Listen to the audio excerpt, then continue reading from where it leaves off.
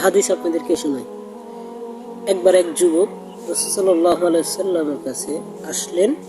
ওনার মজলিসে আসার পরে বললেন, ইয়া রাসূলুল্লাহ, আমার জিনা করতে মন চাইল। তখন আশেপাশে সাহাবীরা বসা ছিলেন। তারা সি করা শুরু করলো, কি বলে এই যুবক, কি বলে জিনা করতে মন চায়। আল্লাহ রাসূল সাল্লাল্লাহু আলাইহি সাল্লামের কাছে অনুমতি নিয়ে আল্লাহ রাসূল সাল্লাল্লাহু আলাইহি সাল্লাম ওই যুবককে বসালেন, আদর করে তাকে বসালেন।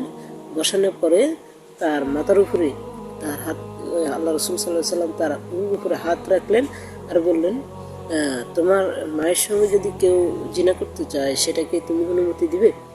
বলছে, না ইয়া রাসূলুল্লাহ, আমি কখনো অনুমতি দেব না। বলছে যে তোমার মেয়ের সাথে যদি কেউ জিনা করতে চায় সেটা অনুমতি দিবে? বলছে, ইয়া রাসূলুল্লাহ, না, আমি এটা অনুমতি দেব না। বলছে, তোমার ফুপির সাথে যদি কেউ জিনা করতে চায় সেটা তুমি কি অনুমতি দিবে?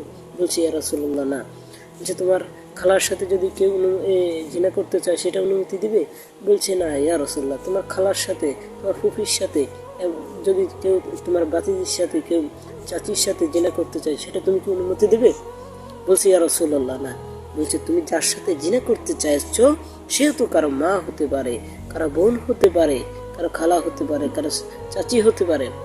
তুমি কি সেটা মেনে নিবে কিভাবে? কেউ তো চায় না যে তার বোনের সাথে কেউ জিনা করুক, কেউ তো চায় না তার মায়ের সঙ্গে কেউ জিনা করুক, কেউ তো চায় না তার বোনের সঙ্গে, তার মেয়ের সঙ্গে, তার খালার সঙ্গে কেউ জিনা করুক। যুবক, তোমাদেরকে বলছি, যদি জিনা করতে মন চায় তখনই ভাববে তুমি যার সাথে জিনা করবে সে কারো মা, কারো বোন, কারো খালা। এটা চিন্তা করো, সে হাদিসটা চিন্তা করো। আল্লাহ রাসূল সাল্লাল্লাহু আলাইহি সাল্লাম চাইলে তাকে দূর করে তাড়িয়ে দিতে পারতেন, তাকে বুঝালেন যে তুমি যার সাথে জিনা করতে চাও সে কারো মা, কারো মেয়ে, কারো বোন, তাই জিনা করা যাবে না। কারণ সে তো, তুমি যেটা চাইবে না সেটা তো সেও চাইবে না।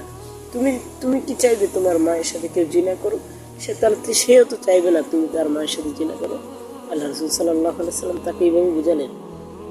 এই জন্য জিনা করবো না যুবক, তোমাদেরকে বলছি, জিনা থেকে ফিরে আসতে হবে। জিনা তুমি যার সাথে করবা সে হয়তো অন্য কারো বোন, সে কষ্ট পেতে পারে, সে চিন্তা করবা, দেখবা শয়তান তোমাকে আর মসওয়াসা দিতে পারবে না।